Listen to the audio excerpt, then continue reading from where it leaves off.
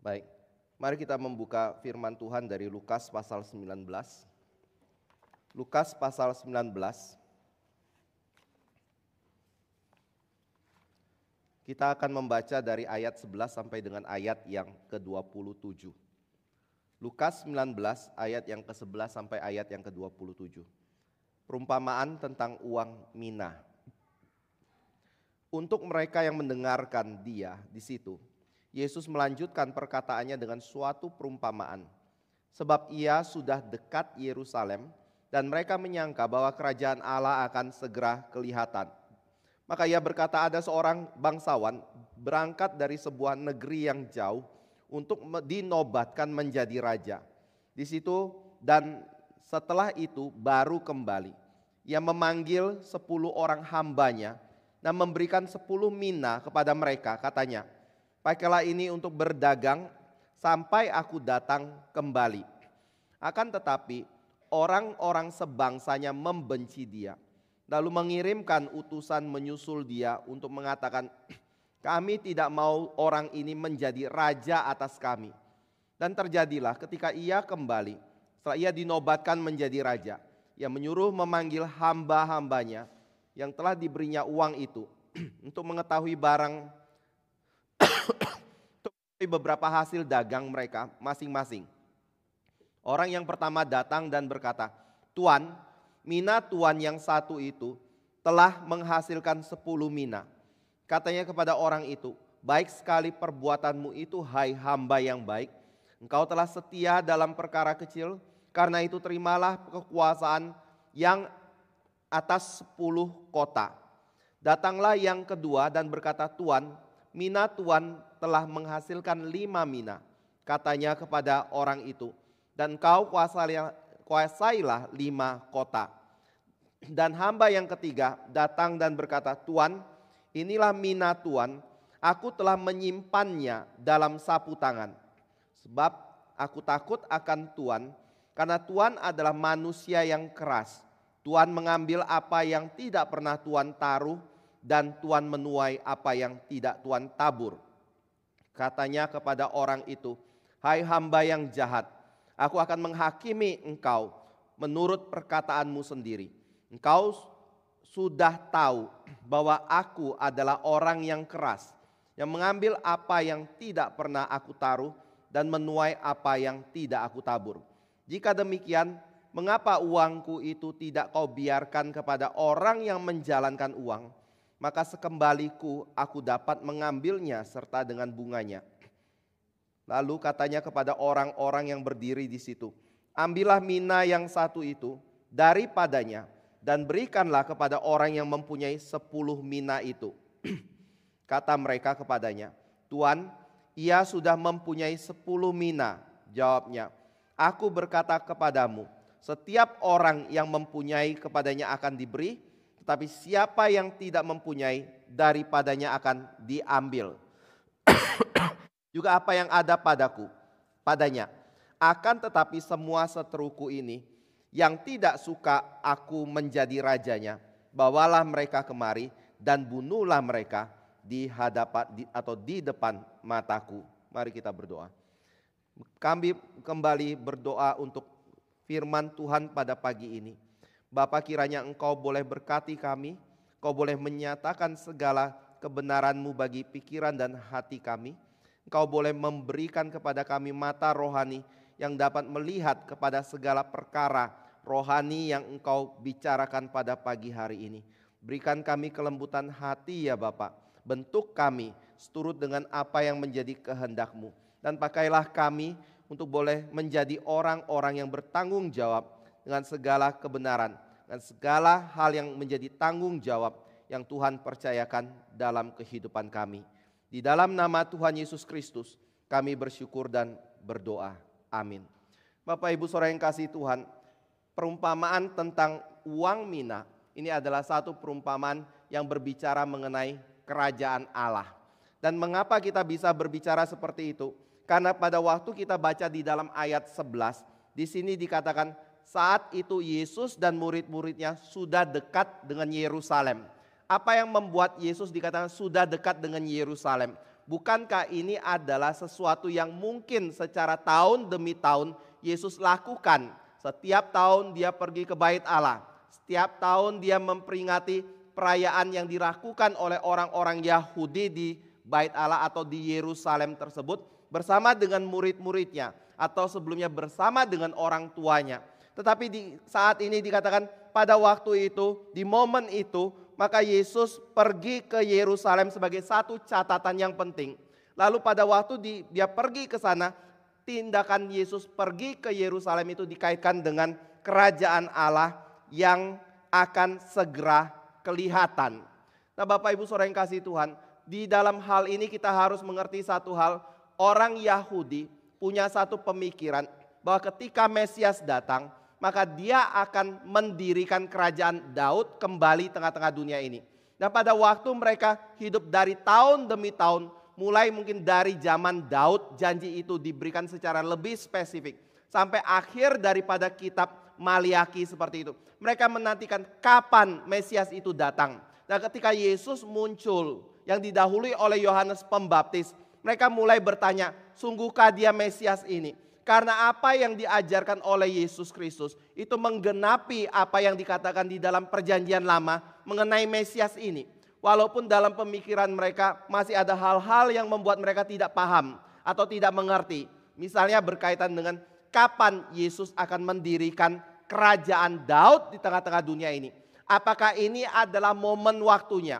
Apakah ketika Yesus pergi ke Yerusalem, maka di situ dia akan mengadakan revolusi untuk membuat kerajaan Roma yang selama ini menjajah mereka sekarang dikalahkan dan mereka menjadi satu bangsa dan kerajaan sendiri secara nasional dan politik pada waktu itu. Nah ini adalah perjalanan menuju Yerusalem yang kalau kita bandingkan dengan kitab yang atau pasal yang lain dan pasal sesudahnya, sebenarnya kontras sekali dengan pemikiran dari bangsa Yahudi. Bapak Ibu bisa lihat ketika kita baca di dalam pasal 19 ayat 28, Yesus dieluk-elukan di Yerusalem. Lalu di dalam perikop berikutnya Yesus menyucikan bait Allah. Lalu terjadi pertanyaan mengenai kuasa Yesus. Tapi kemudian ada bicara-bicara mengenai hal-hal lain. Lalu kemudian Bapak Ibu akan menemukan kalau Yesus kemudian ditangkap, disalibkan, lalu dibunuh pada waktu itu. Jadi pada waktu Yesus pergi menuju ke Yerusalem, di dalam pemikiran Yesus dan rencana Allah di dalam Kristus, itu berbeda sekali dengan apa yang dipikirkan oleh orang-orang Yahudi. Dan di dalam konteks inilah, maka dikatakan di dalam perikop ini, Yesus memberikan kepada mereka pengertian mengenai kerajaan Allah itu. Dan pada waktu itu Yesus berada di rumah Zakeus, yaitu orang yang merupakan pemungut cukai, dan dia kemudian mengajarkan prinsip ini. Nah Bapak Ibu Saudara yang kasih Tuhan, apa yang menjadi penekanan Yesus ketika berbicara mengenai kerajaan Allah? Yang pertama adalah kerajaan Allah itu tidak bersifat nasional atau politis. Bapak Ibu bisa melihat setelah Yesus datang, setelah Yesus mati di kayu salib, setelah Yesus dibangkitkan pada hari yang ketiga, Israel tidak pernah terbentuk sebuah kerajaan di tengah-tengah dunia ini.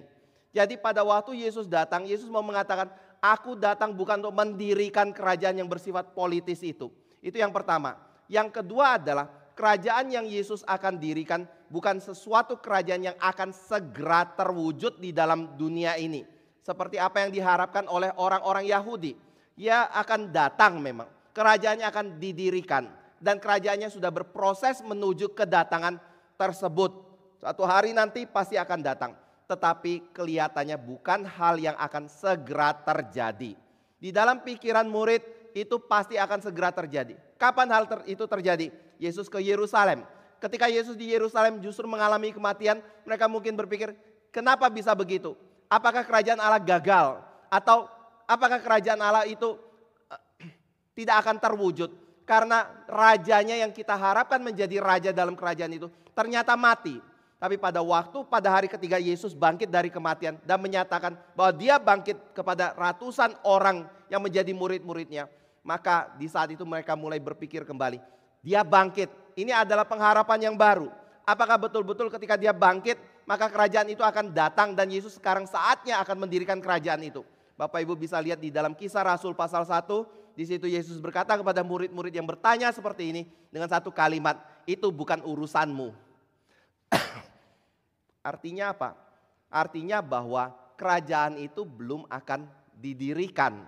Kerajaan itu belum akan datang. Masih berapa lama? Yesus tidak beritahu. Yesus berkata itu urusan Bapa di sorga. Dan di dalam bagian ini, itu dikatakan di dalam ayat 12. Ada seorang bangsawan berangkat ke sebuah negeri yang jauh untuk dinobatkan menjadi raja. Itu menunjukkan satu pengertian, pada waktu raja ini pergi, maka untuk dinobatkan menjadi raja, perjalanan yang ditempuh itu bukan satu perjalanan yang singkat atau sebentar, tetapi punya konotasi bahwa ini adalah perjalanan yang jauh, yang lama, yang kita tidak pernah tahu mungkin dan kurang bisa diprediksi kapan waktunya untuk raja itu atau bangsawan itu kembali ke tanah kelahiran atau tanah di mana dia berasal. Jadi aspek kedua adalah pada waktu bicara mengenai kapan kerajaan itu datang, maka Yesus berkata kerajaan itu akan datang, pasti datang, dan mulai di dalam menuju kepada kedatangannya itu, tetapi bukan dalam waktu dekat ini. Setiap orang yang berani menjanjikan waktu kerajaan Yesus datang kembali, itu pasti tidak mengerti firman Tuhan. Itu aspek kedua. Lalu yang ketiga adalah, yaitu pada waktu raja itu pergi, maka raja itu memberikan satu tanggung jawab kepada hamba-hambanya yang ditinggal. Dan di dalam bagian ini dikatakan ada 10 hamba yang ditinggalkan oleh bangsawan ini. Lalu ketika hamba ini pergi, dia mempercayakan kepada masing-masing hambanya itu 10 min atau 1 mina. Dan itu berarti bahwa 10 orang ada 10 mina dan masing-masing orang 1 mina di situ. Untuk apa? Untuk dikelola, untuk diusahakan selama bangsawan ini pergi meninggalkan kotanya untuk dinobatkan menjadi seorang raja. Nanti suatu hari dia akan datang untuk meminta pertanggungjawaban dari hamba-hambanya yang dipercayakan mina itu untuk dikelola. Nah, di dalam bagian ini ada hal-hal yang kita akan perhatikan lebih detail. Yang pertama adalah pada waktu raja ini atau bangsawan ini pergi untuk meninggalkan kota itu, dan mina itu dipercayakan kepada 10 hambanya ini. Sebenarnya ini berbicara mengenai apa? Tentunya kita mungkin bisa berkata, oh kalau bangsawan ini memberikan kepercayaan mina, berarti uang yang dipercayakan kepada orang-orang yang menjadi hambanya itu adalah milik dari raja itu atau milik dari bangsawan itu. Sehingga pada waktu hamba ini mengelola uang itu, kita punya satu pengertian bahwa segala sesuatu yang dikelola dan segala upah yang dihasilkan atau bunga yang dihasilkan dari pengelolaan itu bukan sesuatu yang menjadi milik hamba itu, tetapi itu adalah sesuatu yang menjadi milik dari raja itu atau bangsawan itu. Nanti kita akan lihat ini lebih jelas lagi. Tetapi yang kita mau tanya adalah lebih dahulu, siapa yang menjadi bangsawan itu yang digambarkan oleh Yesus di sini? Nah, waktu kita melihat kepada sejarah, maka ada yang menafsirkan kelihatannya Yesus sedang menceritakan mengenai seorang yang bernama Arkelaus. Arkelaus ini adalah anak dari Raja Herodes Agung, yang ketika ayahnya ini meninggal. Bapak Ibu tahu ya Herodes Agung itu siapa? Herodes Agung itu adalah raja yang berkuasa pada waktu Yesus Kristus lahir di dalam dunia. Lalu ketika mendengar Yesus Kristus lahir, dia mengakibatkan banyak sekali anak-anak yang mati akibat dari dia ingin membunuh Yesus Kristus. Nah, Arkelaus adalah salah satu dari anaknya. Lalu pada waktu bapaknya ini mati, dia kemudian akan dinobatkan untuk menjadi raja menggantikan bapaknya. Karena ada satu perjanjian antara Raja Roma dengan Herodes berkaitan dengan pemerintahan yang ada di Israel atau di Yerusalem atau di Yudea ini. Maka raja ini kemudian pergi ke Roma untuk dinobatkan menjadi seorang raja. Tetapi pada waktu dia pergi ke Roma untuk dinobatkan sebagai seorang raja, maka ada orang-orang yang menjadi utusan dari orang Yahudi yang juga disusulkan untuk pergi ke Roma. Tujuannya untuk apa? Untuk mengadakan satu penolakan terhadap kepemimpinan dari Arkelaus. Jadi mereka berkata, saya atau kami tidak mau menerima orang ini menjadi raja atas kami. Akibat dari tindakan itu apa yang terjadi? Pertama adalah raja ini tetap dinobatkan seolah-olah bahwa apa yang menjadi pengajuan keberatan itu tidak diterima. Tetapi juga ada hal yang kedua, kelihatannya Raja Roma juga turut mempertimbangkan keberatan itu. Sehingga Arkelaus tidak diberikan kepada dirinya seluruh kekuasaan dari Herodes Agung. Dia hanya diberikan satu wilayah tertentu saja untuk dikuasai seperti itu. Dan orang-orang mengatakan bahwa ini adalah satu cerita yang berbicara mengenai Arkelaus. Yesus bukan berbicara mengenai diri dia. Tetapi kalau kita bicara ini adalah satu perumpamaan, maka ada yang menafsirkan seperti ini juga. Sepertinya Yesus sedang menggunakan sesuatu peristiwa sejarah yang sangat dimengerti oleh orang-orang Yahudi pada waktu itu, guna untuk membicarakan mengenai diri dia. Dia adalah raja itu.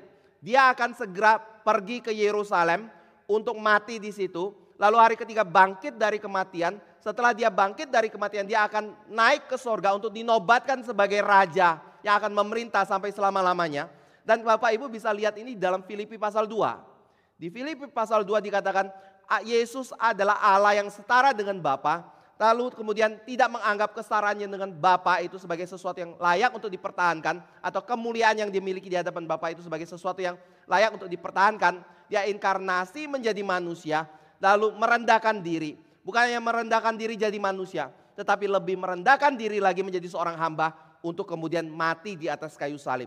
Tetapi ketika hari ketiga dia akan bangkit, lalu dia kemudian naik ke atas sorga dan dia akan datang sebagai raja dan hakim atas semua manusia. Jadi ini berbicara mengenai Yesus Kristus yang akan pergi meninggalkan umatnya, orang-orang yang menjadi murid-muridnya di dalam dunia ini. Tapi pada waktu dia pergi meninggalkan murid-muridnya, di sini dikatakan seperti bangsawan ini yang memberikan satu tanggung jawab kepada orang-orang yang merupakan hambanya yang ditinggalkan. Yaitu apa? Mina. Masing-masing orang mendapat satu mina. Nah, bicara mengenai mina, apa yang dimaksud dengan mina? Mungkin ada orang yang mengatakan banyak hal ya. Oh, mina itu adalah uang. Dia diberikan uang untuk dikelola dalam dunia ini. Oh, mina itu menggambarkan mungkin talenta. Mina itu menggambarkan mengenai satu kemampuan dan yang lain-lainnya seperti itu. Tetapi saya mau ajak Bapak Ibu melihat dari perspektif ini ya.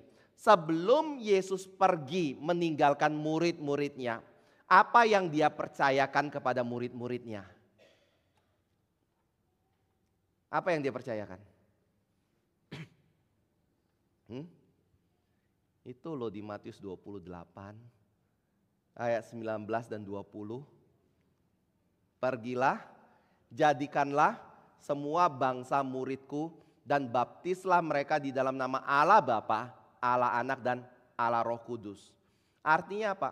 Pada waktu kita membaca mina ini, masing-masing orang diberikan satu mina.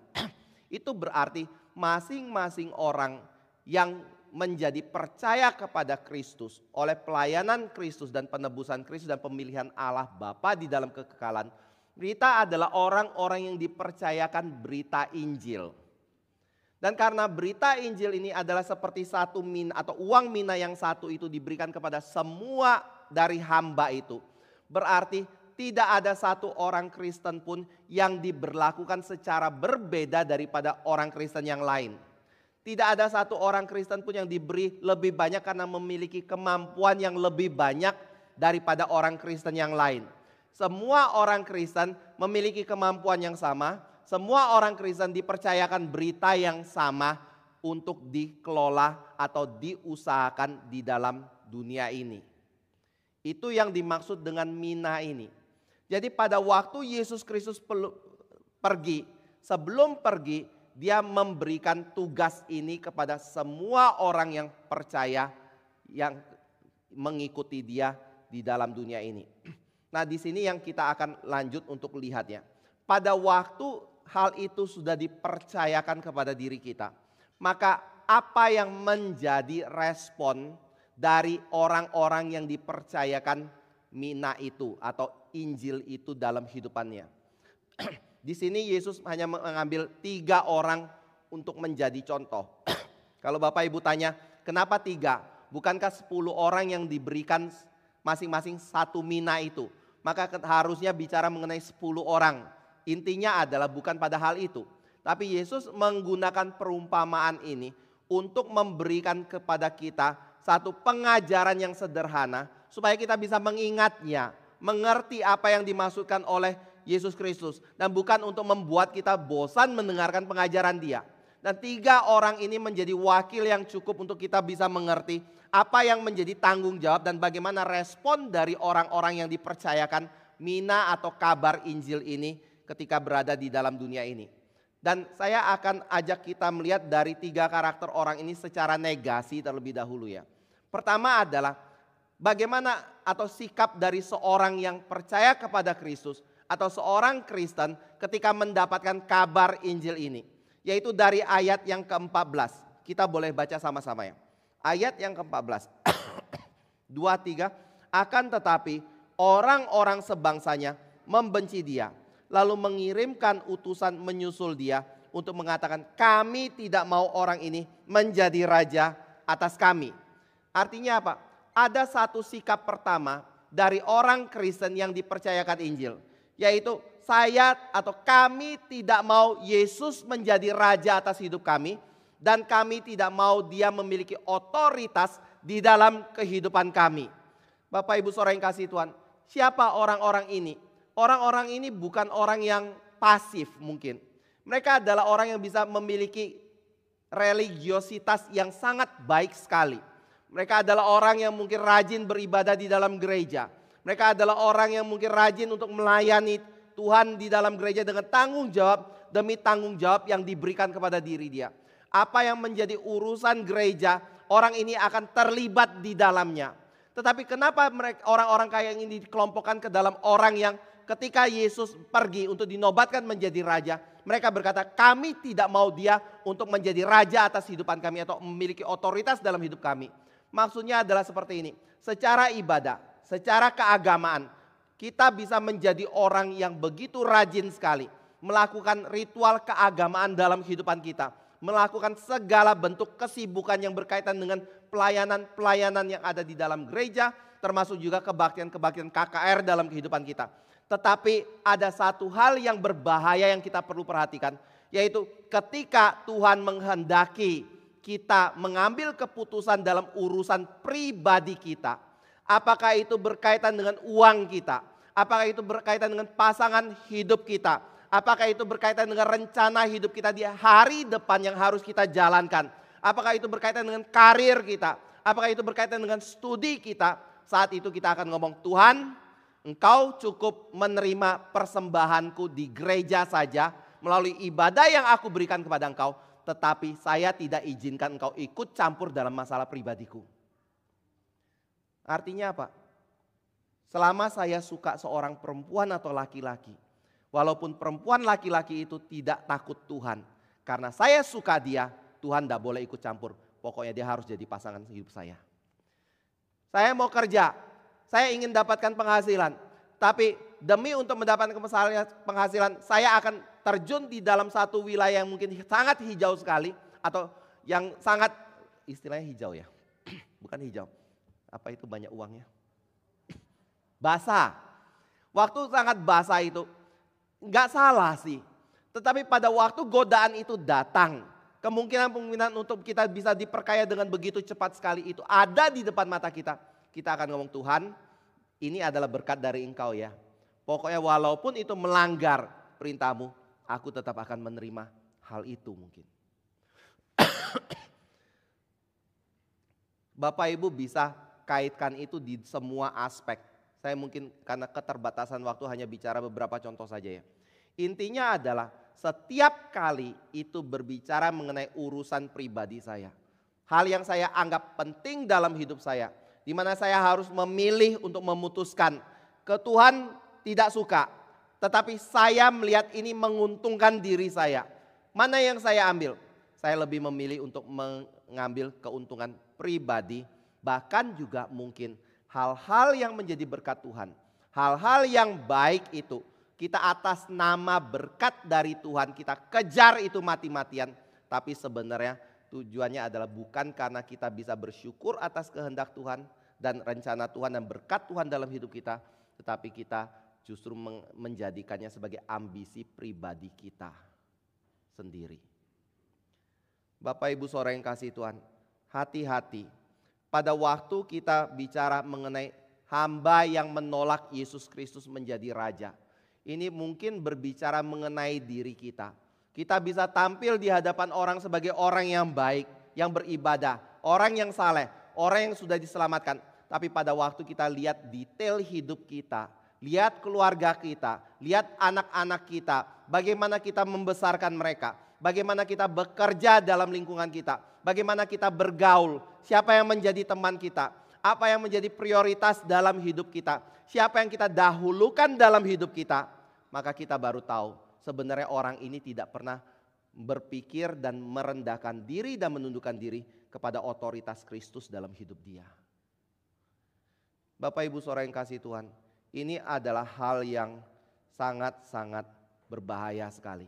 Tapi kalau kita bicara ini sangat berbahaya, pertanyaan yang berikutnya muncul adalah mungkin begini. Apa yang membuat mereka melakukan itu? Ya mungkin kita bisa berikan 1001 alasannya. Mungkin alasan pertama adalah mereka tidak ngerti firman Tuhan. Makanya mereka tidak mengutamakan Kristus dalam hidup dia. Alasan kedua mungkin karena mereka belum mengerti firman Tuhan dan kehendak Tuhan. Makanya mereka tidak lakukan hal itu dalam hidup mereka. Ya mungkin saja, tapi ada aspek ketiga yang lebih fatal sebenarnya.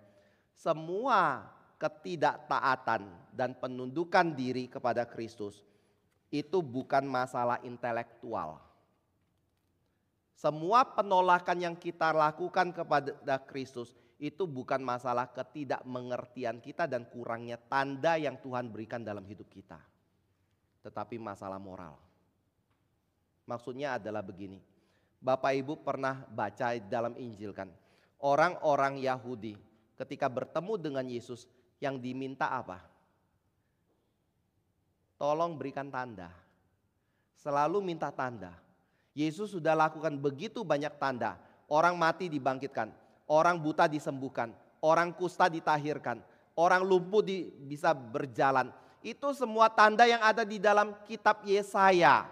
Yesus sudah lakukan semua itu di hadapan mereka. Tetapi apa yang mereka lakukan? Mereka masih minta tanda. Kalau Bapak Ibu mau mundur lagi dalam perjanjian lama, maka Bapak Ibu bisa lihat peristiwa ketika Israel di padang gurun. Pada waktu mereka di padang gurun, apakah mereka kurang tanda? Apa mereka kurang melihat kuasa dan mukjizat yang Tuhan kerjakan dalam hidup mereka? Di Mesir 10 tulah. Keluar dari Mesir, Laut Merah terbelah di hadapan mata mereka. Menyeberang kekurangan air, tidak ada air. Minta air, dikasih air oleh Tuhan dari gunung batu. Minta daging, dikasih Tuhan burung puyuh. Untuk mereka makan. Berjalan 40 tahun tidak ada satu pakaian dan kasut pun yang hancur atau rusak oleh perjalanan waktu tersebut.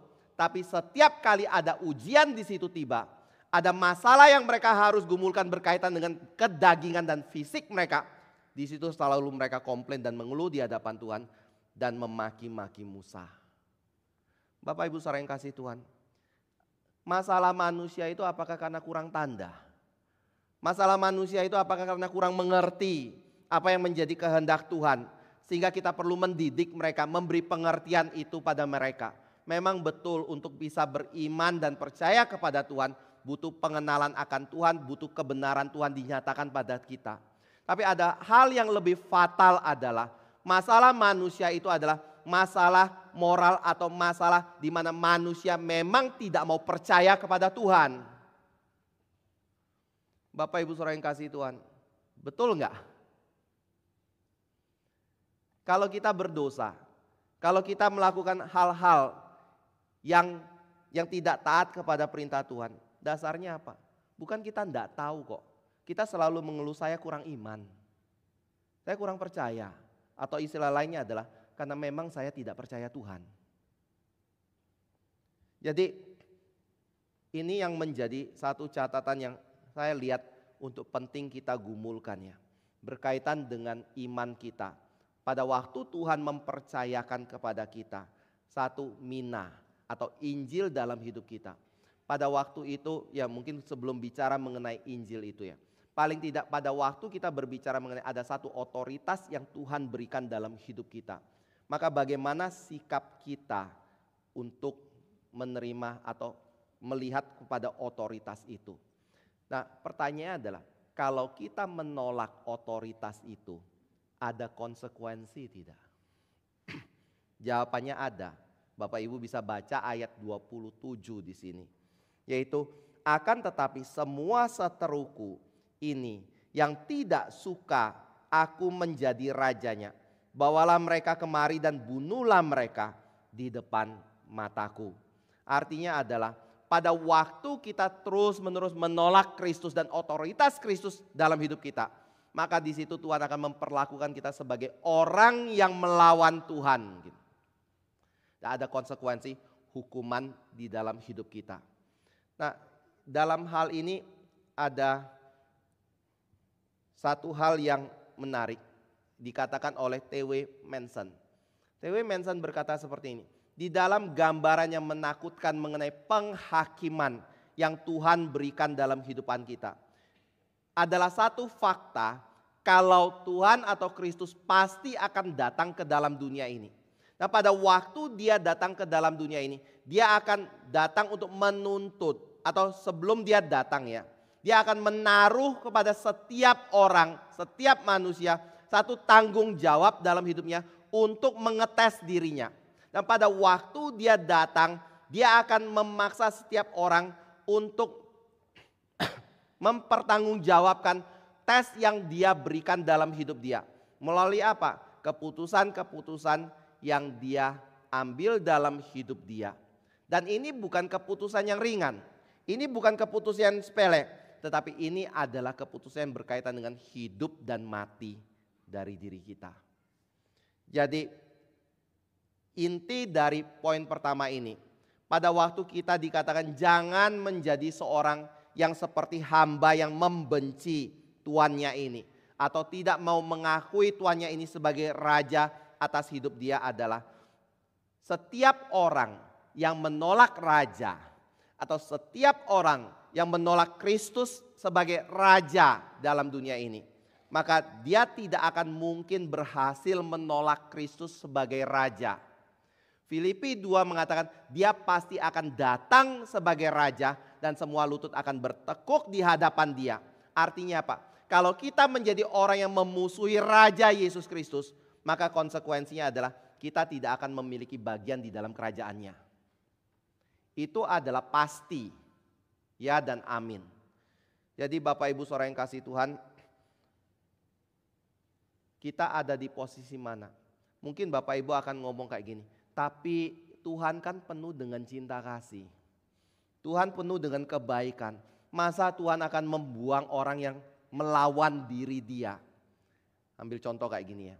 Di dalam zaman Salomo, Bapak Ibu ketika baca pewarisan tahta dari Daud ke Salomo, ada baca hal yang agak ganjel enggak? Di situ Daud berpesan, hati-hati kepada si Yoab itu. Dia semasa hidup di dalam zaman damai, dia bunuh seorang panglima tentara dari Saul yang aku akan rekrut menjadi panglimaku. Jangan biarkan dia dengan tenang masuk ke dalam dunia orang mati. Perhatikan Simei itu. Semasa hidupnya dia pada waktu aku melarikan diri dari Yerusalem, dari kota Allah, dia mengutuki aku. Jangan biarkan dia juga hidup dengan tenang seperti itu. Bapak Ibu saudara yang kasih Tuhan, itu contoh ya. Kita terganjal enggak dengan kalimat itu? Kok Daud seorang raja yang takut Tuhan memberi pesan itu kepada Salomo anaknya? Saya pada waktu awal berpikir ini kok aneh ya. Tapi saya baru sadar satu hal. Semua raja yang memerintah kalau ada duri dalam daging maka kerajaannya gak akan kokoh. Semua raja yang memerintah kalau dia izinkan musuh masuk di dalam kerajaannya maka kerajaannya pasti tidak akan ada damai. Makanya hal itu harus disingkirkan. Nah, kerajaan Kristus juga seperti ini. Pertama, kalau dia izinkan orang yang memberontak melawan dia ada di dalam kerajaannya, kira-kira kerajaannya bagaimana? Dan kalau dia izinkan orang yang memberontak melawan dia ada di dalam kerajaannya, kira-kira orang yang memberontak itu bisa menikmati nggak pimpinan Tuhan juga dalam hidup dia? Kemungkinan besar adalah dia akan membuat kekacauan di dalam kerajaan Tuhan itu ya. Itu yang pertama ya. Jadi pada waktu kita melihat kepada perumpamaan mina ini, ingat baik-baik, kita ada di dalam posisi hamba yang membenci Raja kita Yesus Kristus atau hamba yang mengakui dan menerima otoritas dari Raja kita Yesus Kristus. Yang kedua adalah di ayat 22. Di ayat 22 kita baca bersama-sama. 23. Katanya kepada orang itu, "Hai hamba yang jahat, aku akan menghakimi engkau menurut perkataanmu sendiri. Engkau sudah tahu bahwa aku adalah orang yang keras, yang mengambil apa yang tidak pernah aku taruh dan menuai apa yang tidak aku tabur." Bapak Ibu saudara yang kasih Tuhan, waktu kita baca bagian yang kedua ini, kita diajak untuk melihat apakah kita adalah orang yang mengatakan diri saya hamba dari Kristus, tetapi kita adalah orang yang memiliki pemikiran-pemikiran yang jahat mengenai Kristus. Dan atau termasuk dalam kelompok hamba yang jahat ini, dalam pengertian adalah kita tidak menolak uang mina Tuhan, tetapi yang kita lakukan adalah kita akan menyimpannya di sapu tangan kita dan kita tidak melakukan apa-apa terhadap uang atau kepercayaan, tugas, tanggung jawab yang Tuhan berikan kepada diri kita. Nah, dalam hal ini saya mau ajak kita melihat dari definisi mina tadi ya. Sekali lagi, mina tidak perlu dipersoalkan mengenai berapa banyak uangnya. Atau mina kita tidak perlu terlalu persoalkan mengenai hal-hal yang berkaitan dengan mungkin talenta dan yang lain-lain. Tetapi yang lebih utama adalah coba lihat mina itu dalam kaitan mengenai Injil. Pada waktu Tuhan mempercayakan kepada kita Injil, maka apa yang akan dilakukan oleh hamba yang kedua ini? Hamba kedua ini akan katakan dia akan taruh di dalam sapu tangannya. Dia simpan di situ. Artinya apa? Pada waktu dia dipercayakan Injil kepada diri dia, maka yang dia akan lakukan adalah dia akan taruh dan simpan Injil itu baik-baik di dalam hati dia. Tetapi dia tidak akan menginvestasikan, dia tidak akan menyebarkan, dia tidak akan membagikan Injil itu kepada orang lain supaya orang lain pun turut menikmati kabar baik itu. Tetapi anehnya adalah pada waktu si jahat atau si hamba yang jahat ini ditanya oleh tuannya, "Apa yang kamu sudah lakukan?" Maka dia menjawab tuannya dengan kalimat bahwa, "Aku simpan itu, kenapa? Karena aku tahu bahwa engkau keras, engkau mengambil apa yang tidak pernah engkau taruh, dan engkau menuai apa yang engkau tidak pernah tabur." Bapak Ibu saudara yang kasih Tuhan, ini mau berbicara mengenai hamba ini sebenarnya sudah menerima kebaikan dari Tuhan, kepercayaan dari Tuhan. Tetapi dia merasa dia tidak perlu investasi tenaganya di situ. Dia tidak perlu memiliki inisiatif untuk membagikan Injil dalam hidup dia. Tetapi pada waktu lakukan itu, dia bukan merasa bersalah, tetapi dia kemudian membenarkan dirinya. Tapi pada waktu dia membenarkan dirinya, alasannya apa? Yang jahat itu bukan dia, tapi Tuhannya. Ini kurang ajar sekali ya dari hamba ini. Bapak Ibu nggak usah tafsir macam-macam. Maksudnya mungkin dia takut bertemu dengan orang-orang sekitarnya yang jahat-jahat. Atau kegagalan-kegagalan lain, sebenarnya dia mau kayak gitu. Tapi akhirnya karena situasi makanya dia tidak bisa membagikan itu. Enggak, intinya adalah dia tidak menjadi penyalur Injil. Dia tidak mengoper tongkat estafetnya kepada orang lain dalam hidup dia. Tetapi pada waktu itu terjadi, dia berkata tuannya yang jahat dan bukan diri dia. Atau membenarkan diri dia. Gambarannya apa? Ini hamba yang picik. Ini adalah hamba yang malas. Ini adalah hamba yang pasif. Tetapi ini adalah sesuatu yang Bapak Ibu pikir tidak terisolir. Jangan berpikir ini adalah sesuatu yang terisolir dari kehidupan kita. Ini adalah hal yang sangat rentan sekali terjadi dalam hidup kita ini juga. Mungkin gak sampai se-ekstrim ini. Tetapi yang tadi saya ambil contoh. Setiap kali ada kesempatan Tuhan dudukkan kita dengan orang yang belum percaya.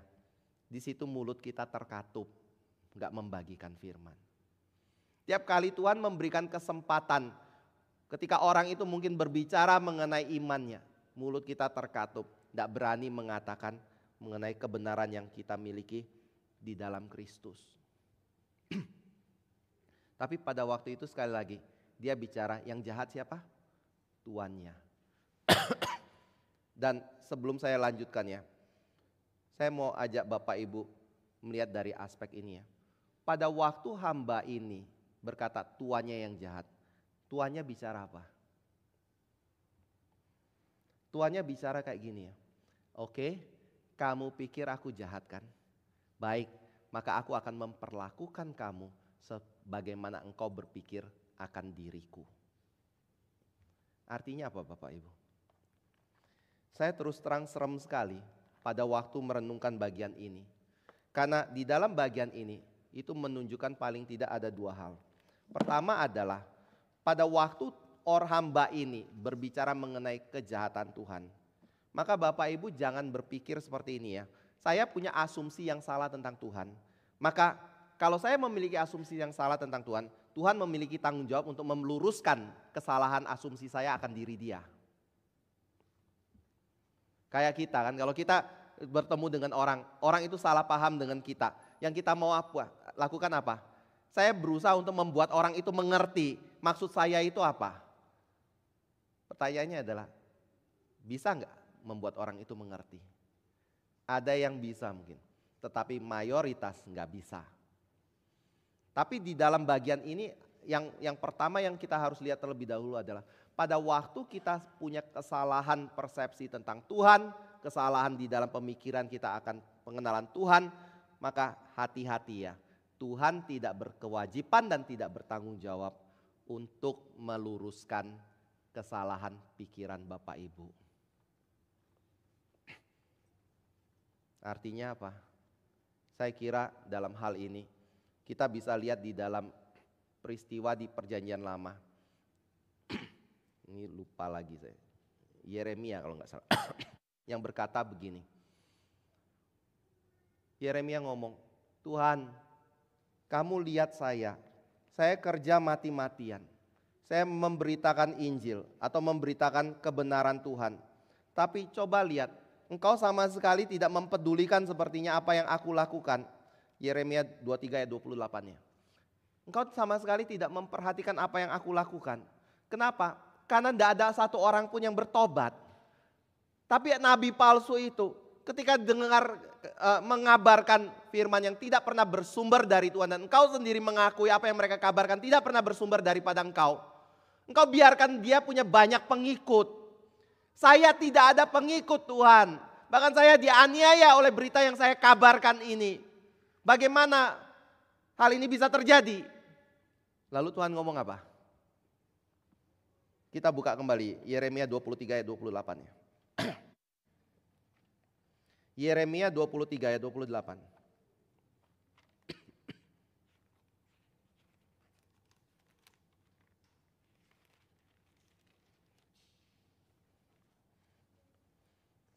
Yeremia 23 ayat 28.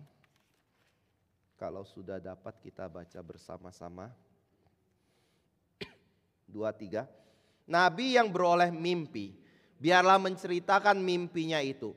Dan nabi yang beroleh firmanku, biarlah menceritakan firmanku itu dengan benar. Apakah sangkut paut jerami dengan gandum?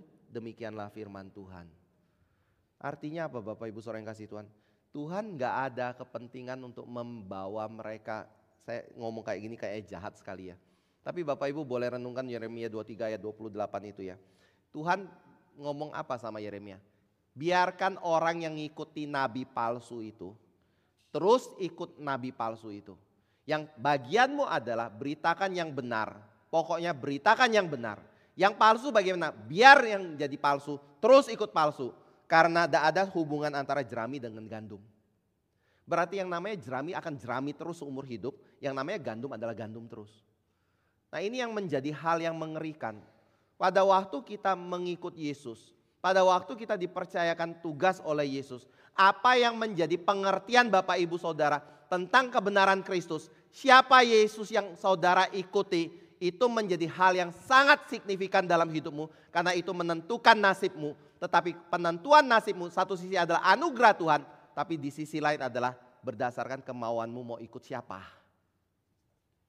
Kalau kita terus memilih dengan mengeraskan hati, kita tahu yang benar, tapi kita terus mau mengikuti yang salah dengan berpikir, oh ini lebih menyenangkan, ini lebih cocok dengan saya, tapi saya tahu saya tidak terbangun di dalam iman di situ, saya tidak terbangun di dalam pengetahuan saya akan Tuhan di situ, yaitu nasibmu. Sekali lagi ya, ini adalah hal yang sangat menakutkan sekali. Dan Tuhan tidak punya kewajiban untuk membuat saudara bertobat dan meluruskan pikiran saudara. Makanya di dalam Alkitab ada bilang, jangan keraskan hatimu ketika engkau mendengar kebenaran firman atau Injil tentang Kristus. Itu aspek pertama ya. Yang kedua adalah pada waktu itu kenapa Tuhan tidak ubah hatinya atau tidak atau memperlakukan orang ini seturut dengan pikirannya akan Tuhan. Mungkin kita bisa ngomong Tuhan maha kuasa sih, maha tak. Dia punya kemampuan untuk lakukan itu. Tapi dia tetap jahat. Kalau saudara ngomong kayak gitu ya, saudara akan dibiarkan Tuhan berpikiran seperti itu. Tetapi yang di sini saya mau katakan juga ya, apapun yang menjadi pikiran saudara tentang Tuhan, kalau saudara sudah berketetapan hati, itu seperti orang yang sudah berketetapan hati untuk melihat seseorang dalam hidupnya. Mau ubah bagaimanapun perbaiki, tidak mungkin bisa. Saya nggak ngomong ini untuk mengatakan tidak ada pengharapannya. Tapi hati-hati, semua orang yang sudah berketetapan hati, biasanya, saya pakai istilah mungkin jangan sampai ngomong tidak mungkin bisa ya. Tapi hampir tidak bisa diubah lagi ketetapan hatinya. Dan manusia punya tanggung jawab. Dan Tuhan juga menghargai tanggung jawab manusia itu. William Booth, seorang yang menjadi pendiri dari Balai Keselamatan, dia pernah berkata seperti ini. Ketika melihat orang-orang Kristen yang ada di dalam gereja, mengatakan kalau mereka adalah orang yang percaya kepada Kristus, mereka adalah orang yang diberkati, mereka adalah orang yang sudah diselamatkan di dalam Kristus. Tetapi jiwa mereka begitu picik dan mereka memilih untuk berlindung di balik tembok dan lonceng gereja seperti itu. Dan merasa bahwa mereka sudah melayani Tuhan di dalam tembok gereja seperti itu. Maka dia berkata, saya akan lakukan hal yang berbeda. Saya akan mendirikan atau membuka toko. Kalau di kita ada toko kelontong, toko apa yang lain-lain. Dia ngomong, toko keselamatan atau toko penyelamat yang berjarak 1 yard itu berapa ya? Pokoknya 1 yard dari mana? Pintu neraka. Saya kira ini adalah kalimat yang sangat baik sekali dan mengerti hal ini ya. Maksud William Booth adalah selama dia melihat ada orang menuju ke neraka, dia nggak akan tenang hati. Dia akan dirikan tokonya di situ, dia akan kabarkan mengenai Injil di situ, di mana jalur orang-orang menuju ke neraka. Bapak Ibu saudara yang kasih Tuhan, tapi kita saat ini seringkali berpikir bahwa Injil itu untuk kalangan sendiri. Injil bukan untuk sesuatu orang yang lain. Tapi saya mau tanya kayak gini ya. Kalau Bapak Ibu ngelihat rumah tetangga Bapak Ibu kebakaran, yang dilakukan Bapak Ibu apa? Mengumpulkan barang, melarikan diri, Mungkin itu hal pertama. Atau yang kedua, cepat-cepat ambil air dan kabarkan kepada pemadam kebakaran untuk memadamkan api itu. Yang mana? Halo. Lari meninggalkan tetangga kita dengan api yang membara dan memakan habis rumahnya, atau bantu dia memadamkan? Memadamkan kan? Kenapa harus memadamkan? Karena rumah kita kebakar juga kalau kita nggak padamkan. Motivasinya masih egois sekali ya.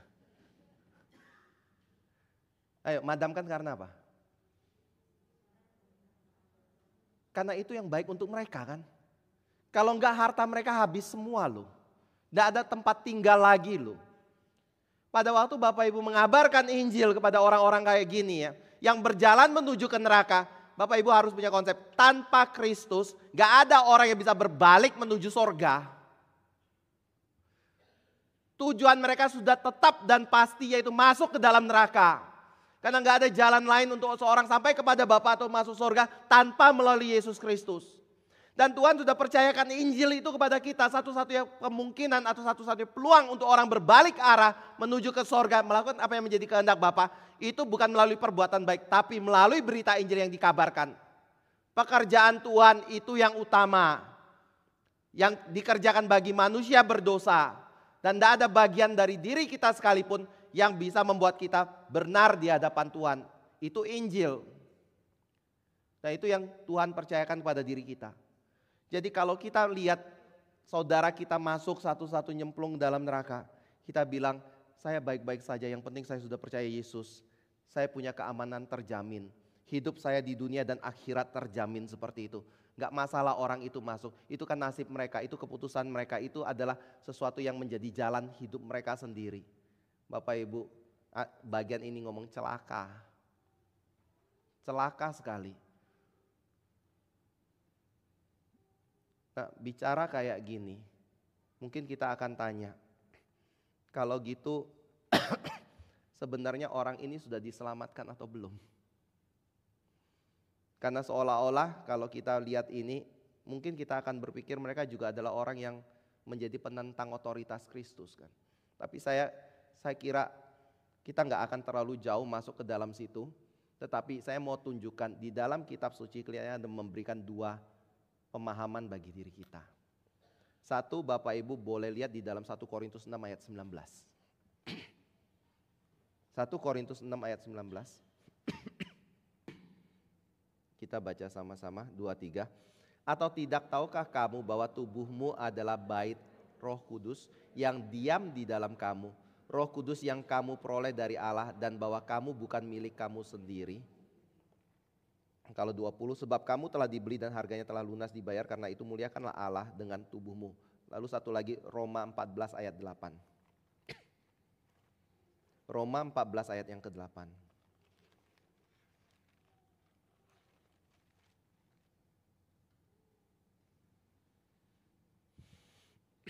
2, 3. Sebab jika kita hidup untuk Tuhan.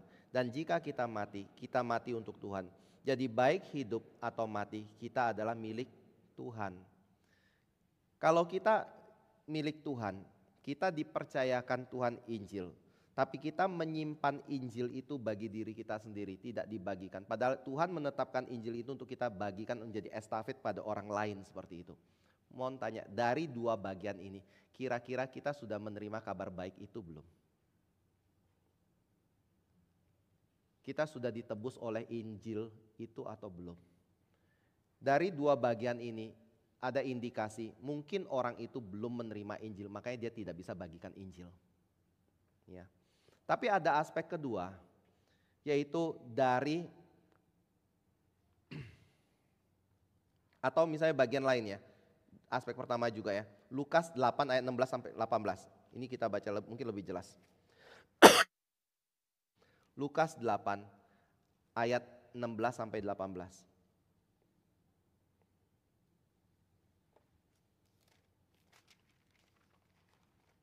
Lukas 8 ayat 16 sampai 18.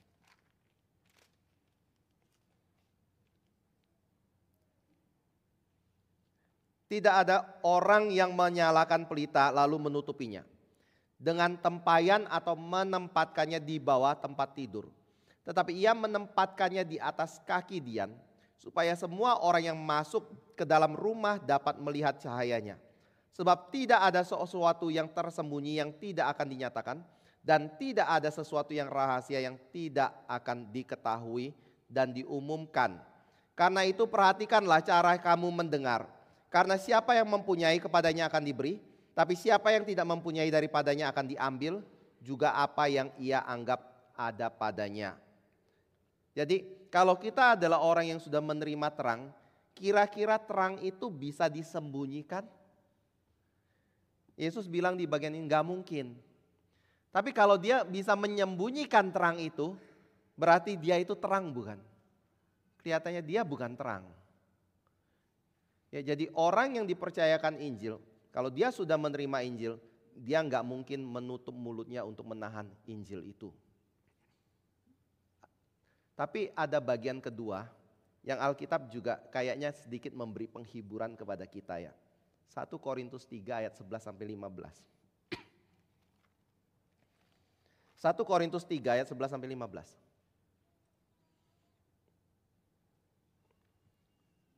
Ini bicara tentang apa yang kita gunakan untuk membangun di atas dari fondasi yang Yesus letakkan sendiri.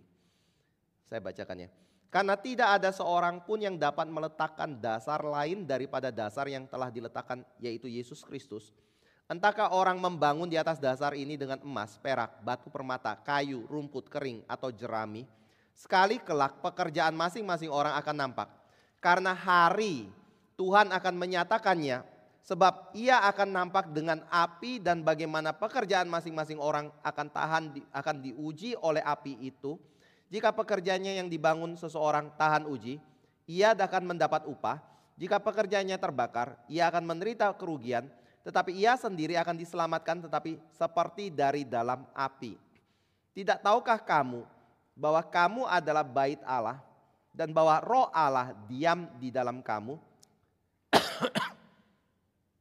Kita stop di situ. Ayat 15 kita baca bersama ya. Jika pekerjaannya terbakar, ia akan menderita kerugian. Tetapi ia sendiri akan diselamatkan, tetapi seperti dari dalam api. Ayat ini satu sisi kita bisa bicara mengenai pengajaran yang diberikan. Kita pegang pada pengajaran seperti apa. Tapi ayat ini juga berbicara mengenai kalau kita adalah orang yang sudah ditetapkan untuk diselamatkan. Walaupun kita mungkin mengerjakan hal-hal yang sepele dalam hidup kita dan bukan hal yang utama seperti itu. Termasuk mungkin menyimpan Injil itu dalam hati kita untuk diri kita sendiri. Selamat gak? Kelihatannya masih selamat. Tetapi ya itu, ya ngerti lah ya. Perumpamaan ini mau ngomong kayak gini ya. Siapa saja yang memaksimalkan dan menggunakan kesempatan untuk menghasilkan buah dalam pelayanannya, maka dia akan selalu punya kesempatan untuk dipakai oleh Tuhan. Kalau mau bicara soal ini ya. Tapi siapa yang tidak menghasilkan buah dari kesempatan yang diberikan, dia mengabaikannya, maka dia akan menjadi seorang yang miskin dan telanjang buta di hadapan Tuhan. Karena ketika Tuhan bicara ini, dia bukan cuma bicara engkau hamba yang jahat, tapi mina yang dipercayakan kepada dia akan diambil dan dipercayakan kepada orang lain yang punya 10 mina. Dan ada aspek kedua, mungkin Bapak Ibu bisa lihat. Semua yang Bapak Ibu kerjakan di dalam dunia ini memiliki nilai kekal. Kalau itu dikerjakan di dalam Tuhan. Sekarang renungkannya. Apa yang sudah Bapak Ibu kerjakan? Adakah hal yang berkaitan dengan kerajaan Tuhan? Adakah jiwa yang Bapak Ibu menangkan bagi Tuhan? Kalau itu tidak ada, Bapak Ibu mau bawa apa ke dalam kekekalan? Kalau kita lihat dalam skup sempit. Tapi kalau mau dalam skup lebih luas adalah pada waktu Bapak Ibu kerja untuk siapa? Waktu Bapak Ibu menikah untuk apa? Pada waktu Bapak Ibu saudara sekolah untuk apa? Pada waktu Bapak Ibu mungkin rekreasi untuk siapa dan apa?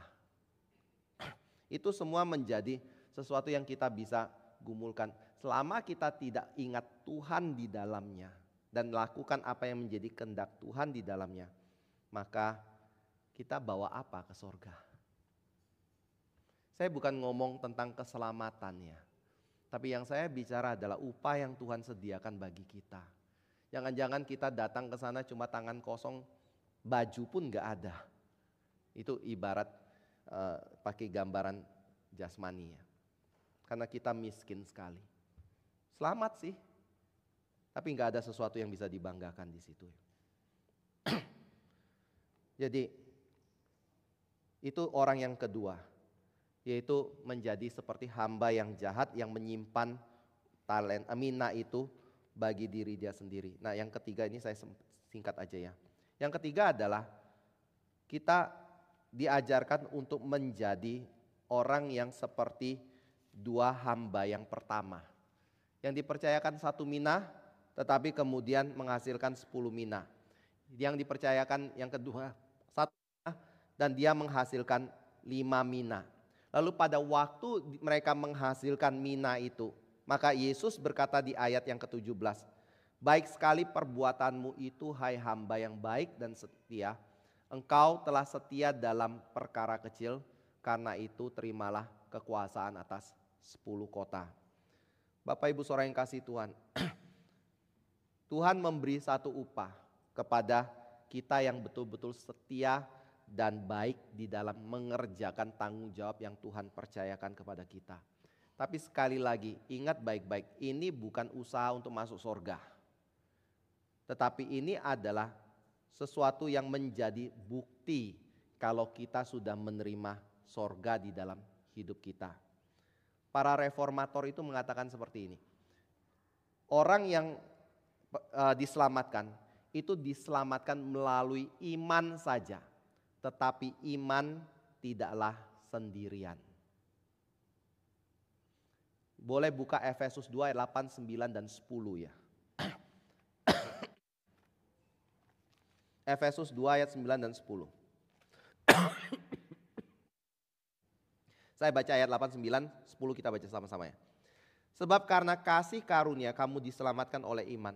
Itu bukan hasil usahamu, tetapi pemberian Allah. Itu bukan hasil pekerjaanmu. Jangan ada orang yang memegahkan diri. Sama-sama ayat 10. Karena kita ini buatan Allah, diciptakan dalam Kristus Yesus untuk melakukan pekerjaan yang baik, yang dipersiapkan Allah sebelumnya. Ia mau supaya kita hidup di dalamnya. Ayat ini bicara apa? Keselamatan itu kasih karunia, anugerah, 100% pemberian dari Tuhan. Enggak ada bagian dari kita. Tapi semua orang yang sudah diselamatkan untuk apa? Melakukan pekerjaan baik. Pekerjaan baik itu apa? Itu bukan cuma saya nolongi orang lain yang miskin. Atau saya pergi ke panti jompo menolong mereka. Bukan saya memberi makan kepada orang-orang atau melakukan aksi sosial. Itu baik sih. Tapi itu tidak pernah bisa membawa jiwa orang yang masuk ke neraka, masuk ke sorga. Jadi Bapak Ibu kalau melakukan hal itu, Bapak Ibu hanya membawa mereka untuk bertahan sementara dalam hidup, tapi ujungnya tetap kekal.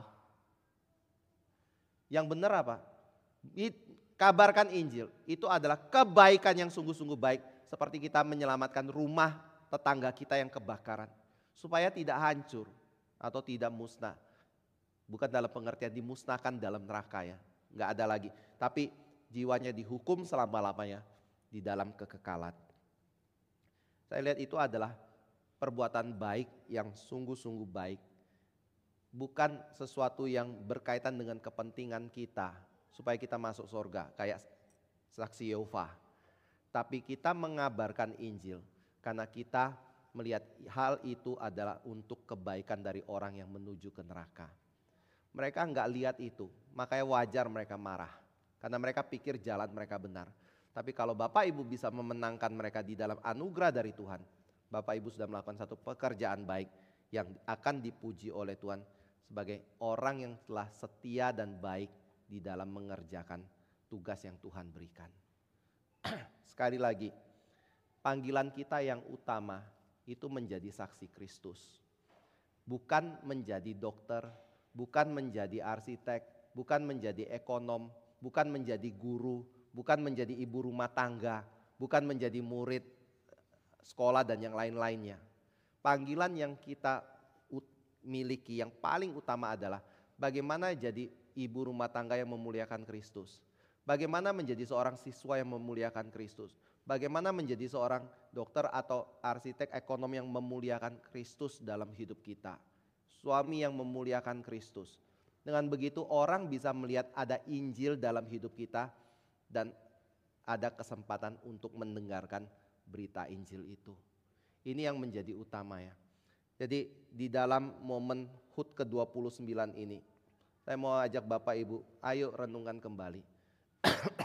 Tugas yang Tuhan berikan ini, yang mulia ini, adalah satu tugas yang kita sudah kerjakan belum? Kalau kita betul-betul memikirkan ini dan mengerjakannya, Tuhan akan mengatakan kita adalah hamba yang baik dan setia. Tapi kalau enggak, silakan jawab sendiri ya. Tuhan kiranya berkati kita ya. Mari kita masuk dalam doa. Bersyukur kembali Bapa untuk firman-Mu. Kiranya Engkau boleh pimpin setiap hidup kami untuk terus berjalan di dalam kasih Tuhan, di dalam kebenaran Tuhan. Dalam nama Tuhan Yesus kami berdoa.